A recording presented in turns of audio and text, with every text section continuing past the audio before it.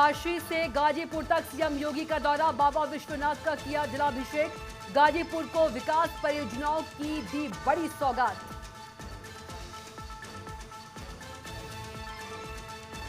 लखनऊ को मिला नया पुलिस कमिश्नर, साइबर अपराधियों पर होगी सख्त कार्रवाई। नए पुलिस कमिश्नर का बड़ा प्लान।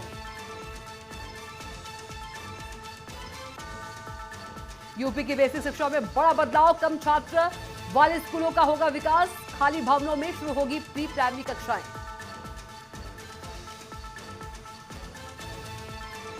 बदायूं में मरीज की मौत के बाद भारी बवाल, अस्पताल के बाहर शव रखकर परिजनों का हंगामा, इलाज में लापरवाही का आरोप।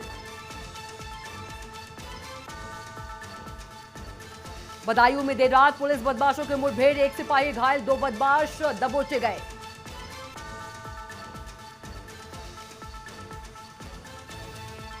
नमस्कार, न्यूज 360 में आप सभी का स्वागत है। मैं हूं आपके साथ कविता पांडे। बुलेटिन की शुरुआत बड़ी खबर के साथ करेंगे, जहां सीएम योगी का वाराणसी और गाजीपुर दौरा। बता दें कि काशी विश्वनाथ मंदिर पहुंचे सीएम योगी आदित्यनाथ। सावन के पहले दिन सीएम ने बाबा विश्वनाथ का जलाभिषेक किया। गाजीपुर को 692 करोड़ की 268 परियोजनाओं की सौगात दी, तो विकास कार्यों का लोकार्पण और शिलान्यास किया। इसके साथ ही लाभार्थियों को वितरित किए प्रमाण पत्र। जनसभा को भी संबोधित किया सीएम योगी आदित्यनाथ ने।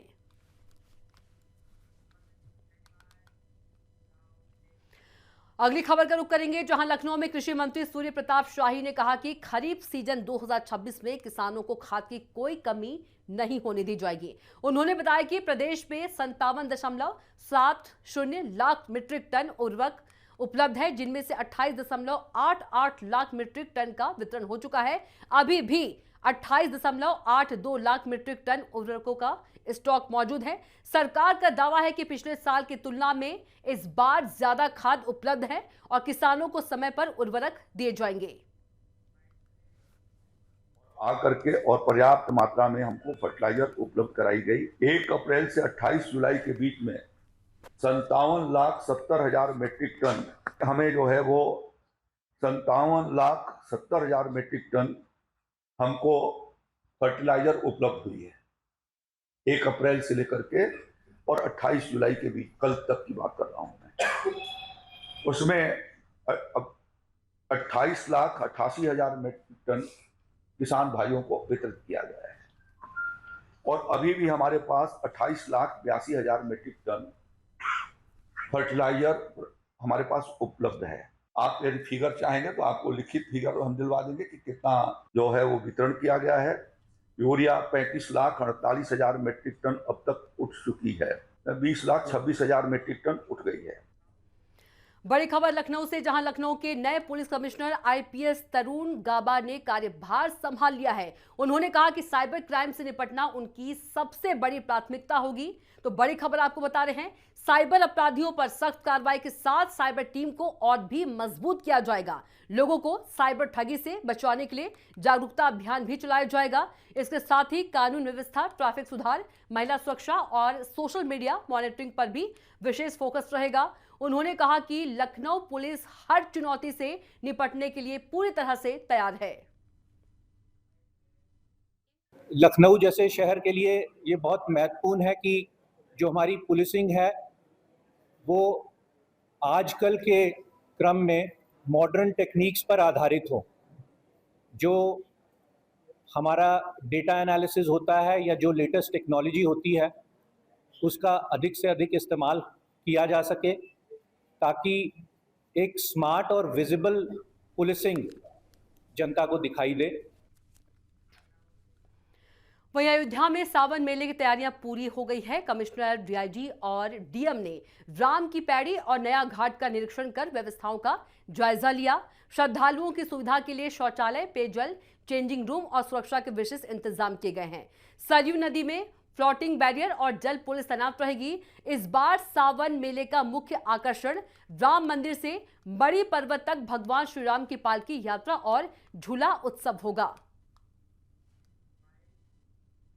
ज़्यादा जो है व्यवस्था की गई है। इसमें सबसे पहले तो हमारा जो सबसे इम्पोर्टेंट होता है वो है रोड डाइवर्शंस, जो करीब इस बार जो जोन सर के अधिष्ठान की यहाँ पे मीटिंग हुई है, इसमें कम से कम 12 से 14 डिस्ट्रिक्ट से हम लोग डाइवर्शन लेते हैं, ताकि हेवी ट्रैफिक पूर्णिमा के दिन मेला के समय और जो बारी-बारी जो सोमवार से आएँगे, मंडे से आएँगे, जहाँ पे श्रद्धालुओं का अनेकों भीड़ होती है, उसमें कोई भी भारी वाहन इधर नहीं आएँगे। कांवड़िए जो है वो अपनी श्रद्धा से, अपनी भक्ति से जो है आराम से यहाँ पे आएँगे, अपने जल चढ़ाएँगे, अपनी वो निष्ठा के साथ अपनी पूजा करेंगे और सकुशल वापस जाएँगे। इसकी पूरी व्यवस्था है।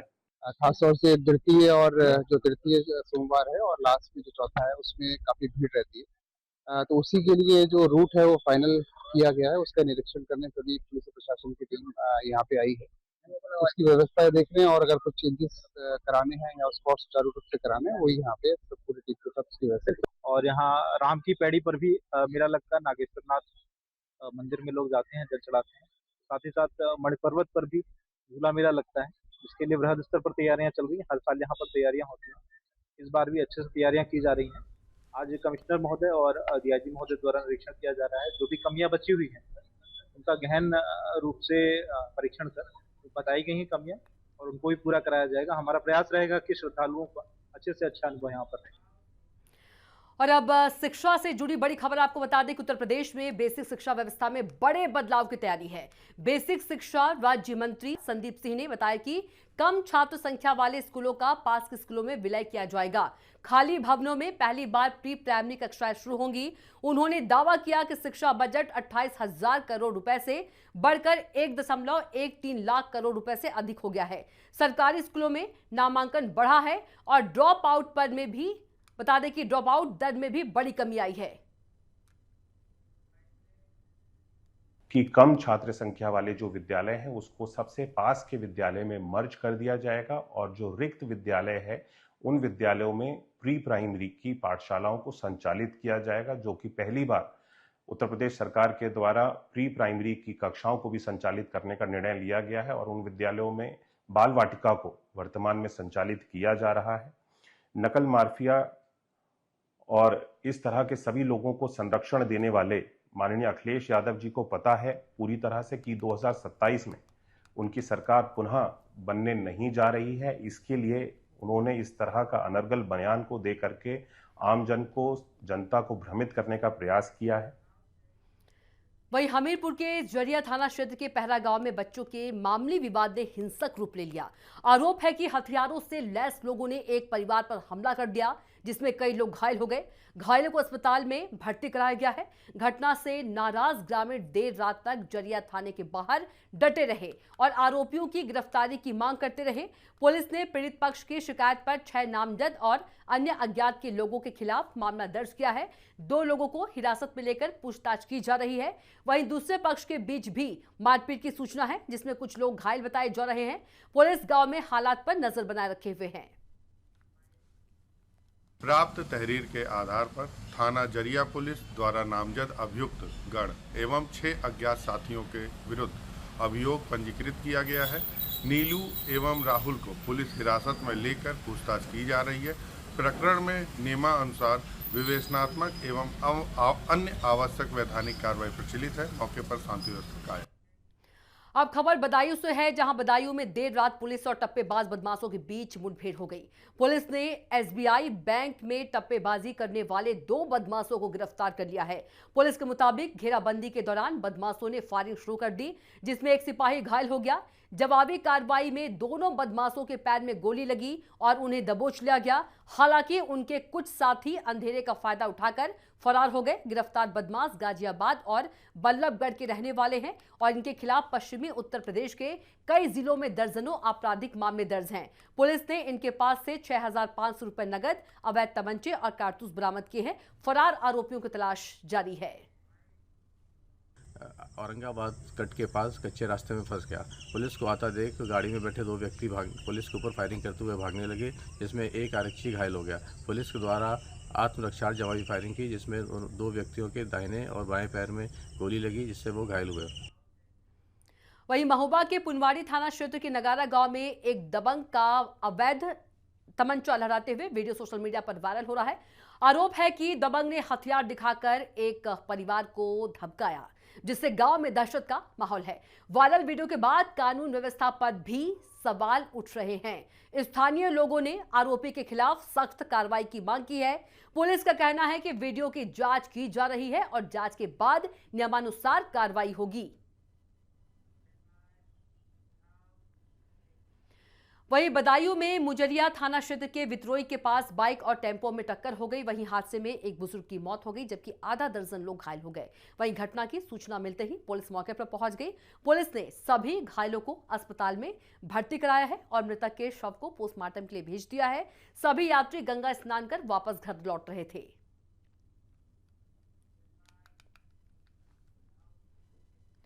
वहीं हमीरपुर की काशीराम कॉलोनी में एक गर्भवती महिला के साथ मारपीट का मामला सामने आया है। बताया जा रहा है कि मामले कहासुनी के बाद कुछ लोगों ने महिला की बेरहमी से पिटाई कर दी जिससे वह घायल हो गई। घटना की सूचना पर पुलिस मौके पर पहुंची और महिला को जिला अस्पताल में भर्ती कराया गया है। मारपीट का वीडियो भी सोशल मीडिया पर वायरल हो रहा है। पुलिस का कहना है कि वीडियो की जांच कर आरोपियों के खिलाफ सख्त कार्रवाई की जाएगी।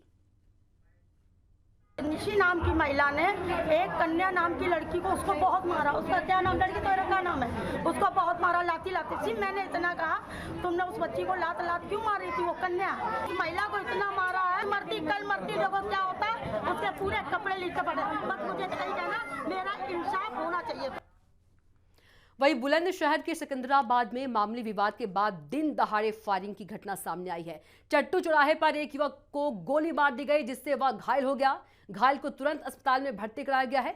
सूचना मिलते ही पुलिस मौके पर पहुंची और आरोपियों को गिरफ्तार कर लिया गया है। बताया जा रहा है कि आरोपी और घायल एक ही मोहल्ले के रहने वाले हैं। पुलिस पूरे मामले की जांच कर आगे की कार्रवाई में जुटी हुई है।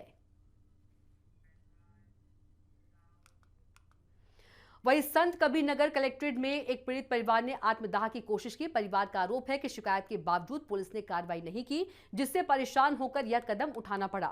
मौके पर मौजूद पुलिस कर्मियों ने समय रहते ज्वलनशील पदार्थ छीन लिया और बड़ा हादसा इससे टल गया।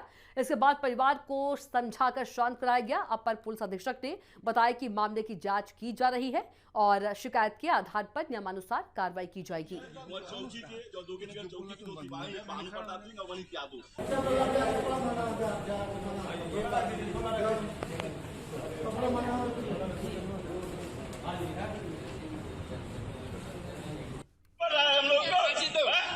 मजाक बना के रखी है।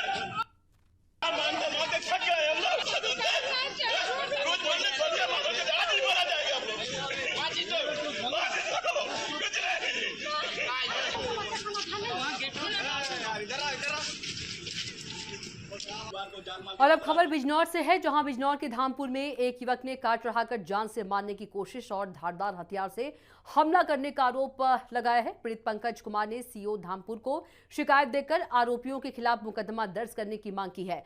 उनका कहना है कि पूरी घटना सीसीटीवी में कैद हो गई है। पीड़ित ने यह भी आरोप लगाया कि थाने में उस समय उस पर समझौते का दबाव बनाया गया। पुलिस से निष्पक्ष जांच और सुरक्षा की मांग की गई है। मैं जब रात को करीब 9:30 बजे करीब जा रहा था, RSM तिराहे पे मनोज नाम के व्यक्ति ने मेरे ऊपर अपनी कार चलाने की कोशिश करी। मुझे जान से मारने की कोशिश की गई उसके द्वारा। वहीं बदायूं के कुंवरगांव थाना क्षेत्र के ललई गांव में गुरु पूर्णिमा पर बड़ा हादसा हो गया। आषाढ़ी हवन के दौरान पूजा कर रही महिलाओं के ऊपर पीपल के पेड़ की डाल टूटकर गिर गई। हादसे में 2 महिलाओं की मौके पर ही मौत हो गई जबकि 5 महिलाएं घायल हो गई। घायलों को इलाज के लिए जिला अस्पताल भेजा गया है। घटना के बाद मौके पर अफरा तफरी का माहौल हो गया। पुलिस ने मामले की जांच शुरू कर दी है। यहाँ हवन चल रहा था माता पे, बंदरों ने गुद्दा हलाया और वो गुद्दा गिर गया। यहाँ 20-25 लेडीज कीर्तन गा रही थी जी, और फिर गुद्दा गिर गया। फिर हम लोगों ने निकाली। लमसम 2 महिलाओं की मौत हो गई, 6-7 महिला कई लोग हो गए हैं। वहीं वाराणसी में संत गुरु रविदास की 650वीं जयंती श्रद्धा और भक्ति के साथ मनाई गई। मुख्यमंत्री योगी आदित्यनाथ ने संत रविदास घाट पर आयोजित भव्य दीपोत्सव में हिस्सा लिया और दीप प्रज्वलित कर समरसता का संदेश दिया। इसके बाद उन्होंने काल भैरव मंदिर और श्री काशी विश्वनाथ धाम में पूजा अर्चना कर प्रदेश की सुख समृद्धि की कामना की। इस अवसर पर भाजपा के समरसता संकल्प अभियान की भी शुरुआत की गई। कार्यक्रम में उप मुख्यमंत्री ब्रजेश पाठक, केशव प्रसाद मौर्य, प्रदेश अध्यक्ष पंकज चौधरी सहित कई केंद्रीय और प्रदेश सरकार के मंत्री मौजूद रहे। संत रविदास घाट से लेकर काशी विश्वनाथ धाम तक विशेष सजावट, सुरक्षा और रोशनी के बीच श्रद्धालुओं ने उत्साह के साथ कार्यक्रम में भाग लिया। संत रविदास नगर के रूप में 650वीं जयंती के अवसर पर सद्गुरु रविदास जी महाराज के प्रति हमारी आस्था फिर से भदोई संत रविदास नगर रहेगा और उसके नाम पर हम लोग इस कार्रवाई को आगे बढ़ाएंगे। हमारी सरकार ने निर्णय लिया है सद्गुरु रविदास जी महाराज, महर्षि वाल्मीकि और बाबा साहब भीमराव अंबेडकर और सामाजिक न्याय से जुड़े हुए पुरोधाओं की जहां भी प्रतिमाएं होंगी सार्वजनिक स्थानों पर, उन प्रतिमाओं के ऊपर अगर छतरी नहीं है तो सरकार अपने पैसे से छतरी बना करके उनकी सुरक्षा की व्यवस्था करेगी। संत रविदास नगर के रूप में 600। इसी के साथ फिलहाल के लिए बुलेटिन में इतना ही। आप देखते रहिए न्यूज़ 360। नमस्कार।